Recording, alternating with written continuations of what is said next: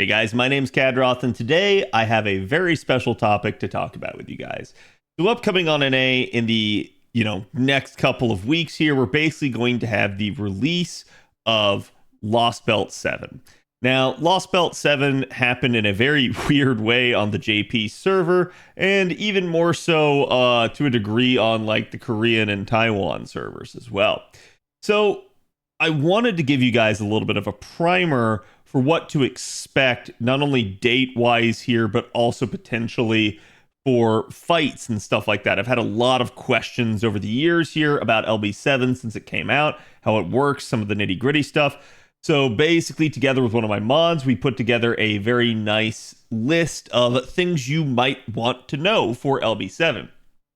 My intent with this video is to make it as spoiler-free as possible, but there are ways basically within the spreadsheet to actually reveal more information should you want it. Again, we don't want to spoil who people are and where everything is potentially happening, but you can get that information basically by actually going and looking at the spoiler hidden names that are in there.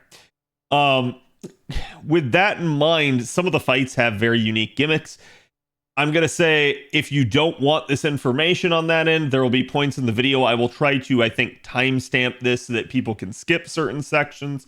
I'll try to preface it a little bit ahead of time just to let you guys know. So the first part of this video is just going to talk primarily about like the announcement, when to expect it, and all of that. And then the latter part of the video will deal more with the spreadsheet and tips that you might want to know for some of the fights for LB7.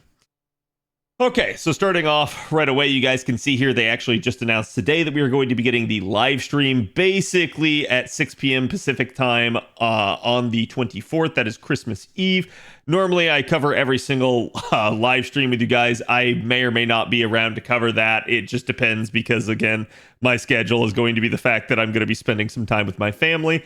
Thankfully, I actually am here for this Christmas. Normally, I go down to my sister's house and spend it with her. But I will be here. They're coming up here instead, and I will be able to spend time with them. But anyways, like I said, that will be when our live stream is. You can expect it to be probably a fairly short live stream, probably about an hour long. But again, we'll just have to see.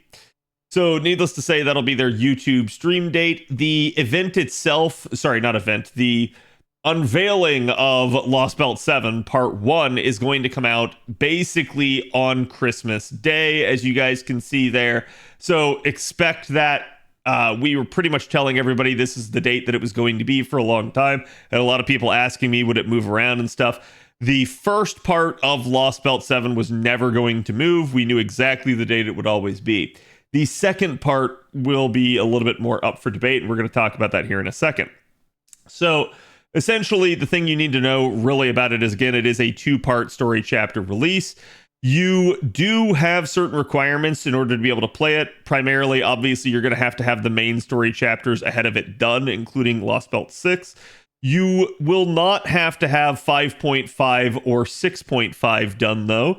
So that is at least to your benefit if you're trying to struggle to catch up.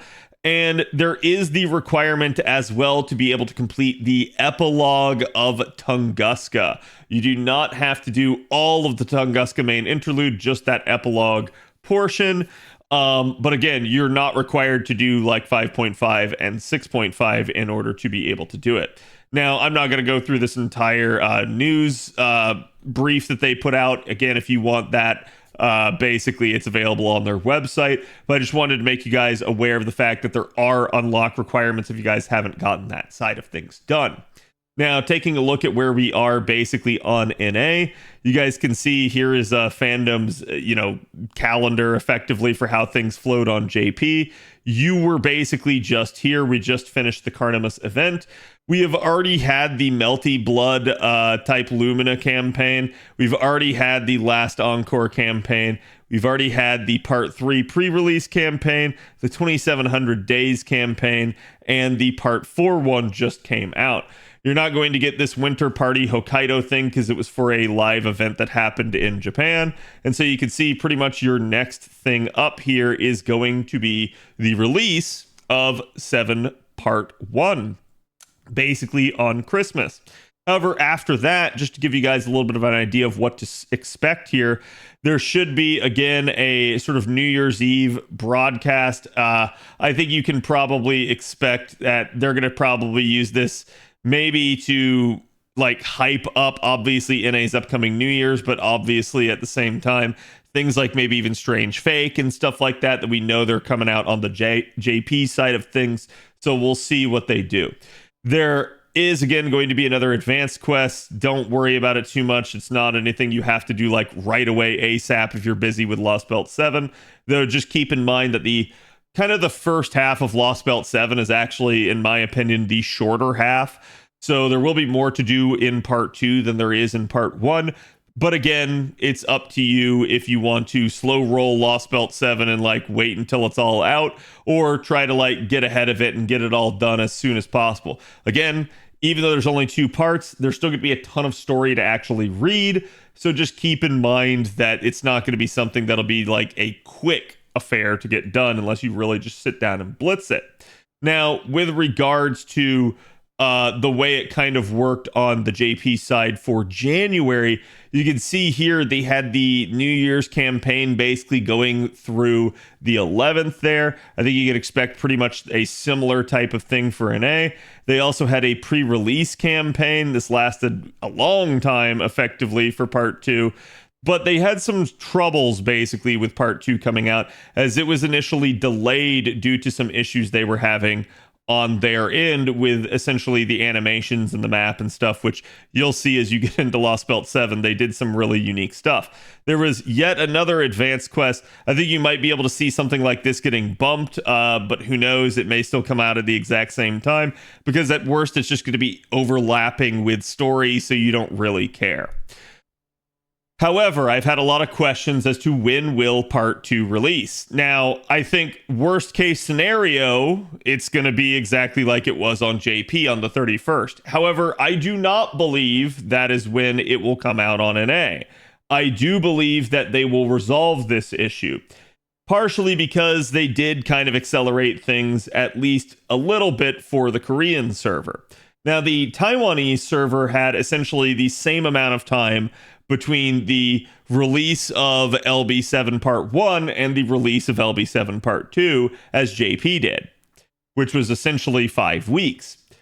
For Korea, though, it was only about 3 weeks. And the reality here is that kind of in between this, you do have the Nito Alter banner and stuff that they have to get out here with the pre-release campaign and such. So I do think that'll be a thing. I think they'll give that a week. So you can probably expect to have the New Year's campaign, maybe to have another week there, and to then maybe see the release of part 2 moving up essentially to right after that. So we're thinking somewhere like mid to like kind of early part of the latter half of January there being where you would expect it. So again, somewhere in that, like, I'd say probably like 17th through 20th date range. So expect it maybe a little bit earlier.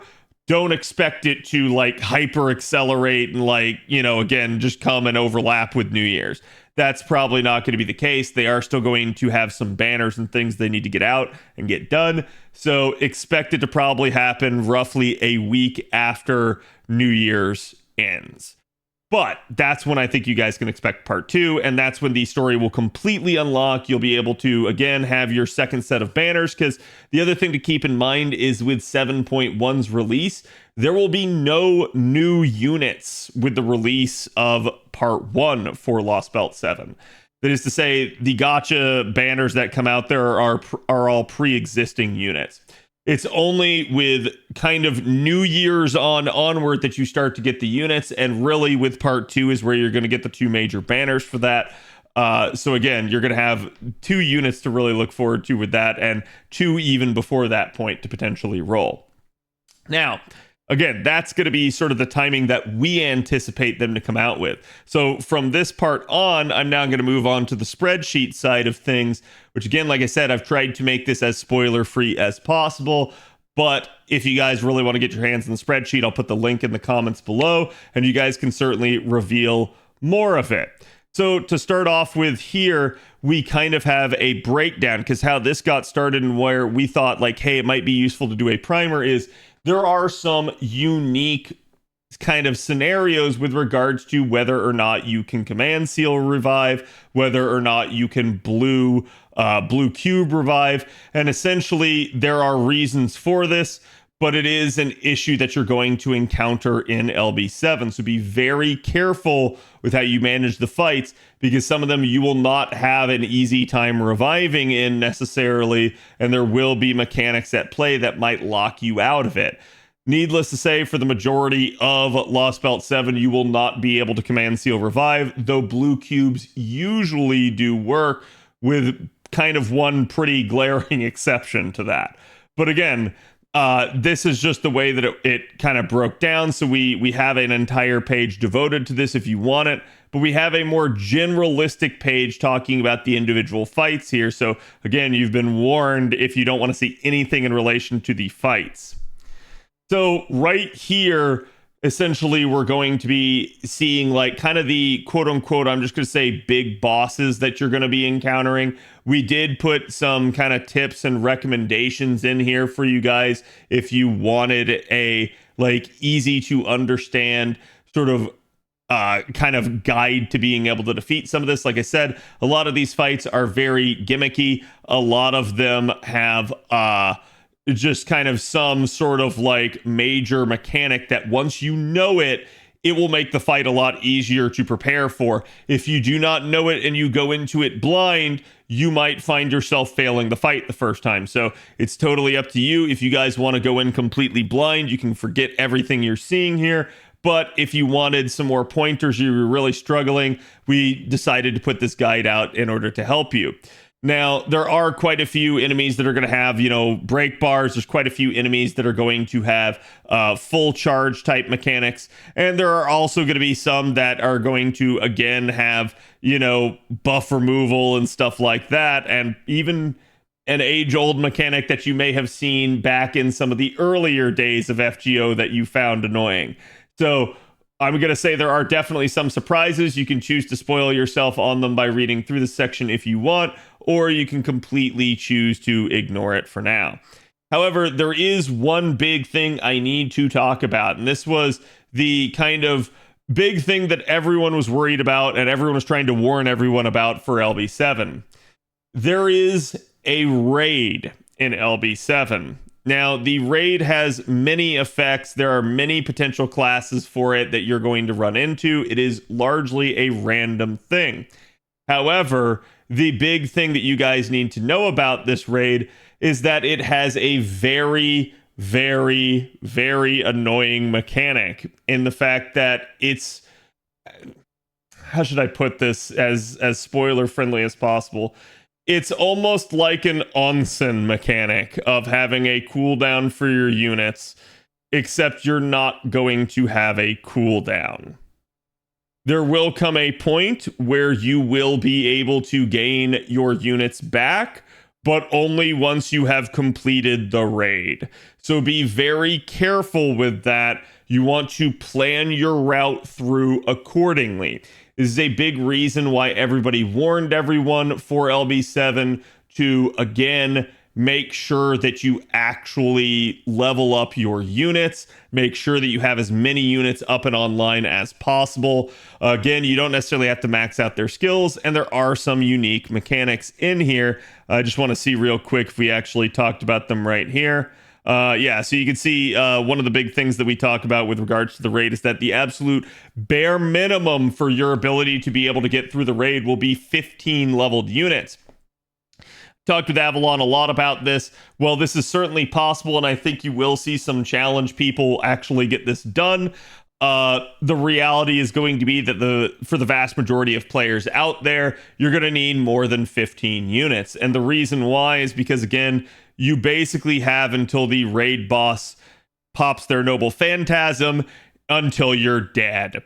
Now, the problem at play there, though, is that due to the lethality of the raid boss and the mechanics at play, you can very easily die before the raid boss gets their noble phantasm off. The Noble Phantasm's bars will be dictated by the class that the raid boss happens to be for that particular fight. It will change throughout the raids. You will have to complete multiple of these raids, but it will end up having, again, that sort of peculiar issue of like, you might die well before the raid boss ever gets to their NP, or you might be struggling with the raid boss immediately getting to their NP, or sorry, not immediately, but rather fast, and essentially then being in trouble with that. So be very careful. You can solo some of these, and there are unique mechanics for the fight that allow you to not have to take any other units. That is to say, you can just take a single unit to the fight.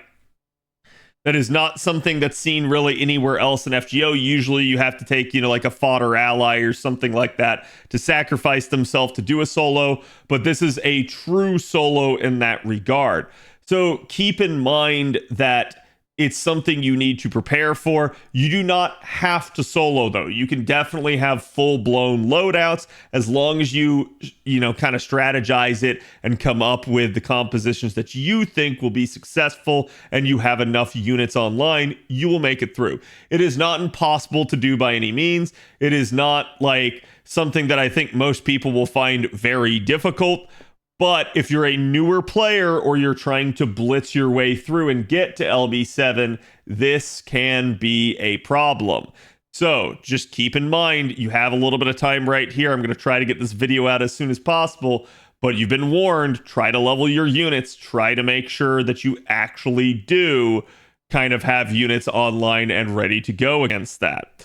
The other thing to denote is there is really no way to actually use your command seals to revive here. There is no way to actually use your blue cubes here because of the nature of how the raid works. This is going to be a limitation that you're just going to end up having for basically the first two phases of the raids. From there will be a final fight after the first two phases. That is, again, going to be against the raid boss, but that one's going to be the fight for all the marbles. It is a multiple break bar fight. You're going to have to really go through it, so just be careful with that. But again, the way the raid is basically going to work is you're going to be going up against kind of the same boss the whole time that is changing their class, and it's going to look like they have a ton of break bars, but really each one is an own individual fight. That's the way the first two phases go. After that, you're going to get to sort of another form of the raid boss, and that will be the actual final fight against the raid boss. Thankfully, while that fight is harder, you will have all of your units back for that fight. So again, that is something that if you're worried about locking out and losing all of your units, by the time you get to the final fight, you'll get all of them back, so you don't have to worry about that side of things. There is also another very particularly annoying fight towards the end. One that I feel like is worthy of mentioning, that there is a mechanic at the end of it that a lot of people got upset by, and it did manage to kind of work as a little bit of a cock block. This is the final raid boss fight, so not the one that I'm currently talking about here, but we do have a tab kind of to show you the final raid boss fight if you wanted to see it. But essentially, the final boss fight is going to end up having a very annoying mechanic that's going to revolve around you kind of needing to pump damage right at the end. If you have enough, you'll be perfectly fine. If you don't, you may struggle. This is, again, where taking a look at this spreadsheet, kind of knowing what to bring, looking at the recommendations for what we say, should help you out quite a bit there, as long as you have certain units leveled up. And again, this is where these recommendations are going to come from. So if you want like minimal spoilers, just kind of look at the recommendations here, and this should tell you just what classes you probably need online. But the reality there is LB7 is going to be a test for your entire account. That is by design. That is why a lot of people do get stuck on it. It is not impossible by any stretch of the imagination to get through. Most of you guys that have been playing the game for more than a year should have it easy. If you've been playing the game less than a year, it's going to depend on the status of your account and just how much effort you've put into it. But again, I don't want anyone to really worry about this. It's not some insurmountable obstacle, so you guys can certainly come up with strategies. But I did want to get this primer out there for you guys, that you had something to kind of guide you through in a more minimalistic way, should you so choose, since every other resource out there is just going to be kind of full of spoilers in that regard. So again, I hope you guys enjoyed this. Let me know if you like this style of video. I will try to see if we could maybe do something like this more in the future. But again, I'll be curious to hear you guys' thoughts and how you plan to do it. And again, try to keep the comments at least reasonably spoiler free. I will see you guys for the next one. Happy hunting if you guys are farming the JP Lotto still. And again, have a Merry Christmas and Happy Holidays to the rest of you guys out there. Later.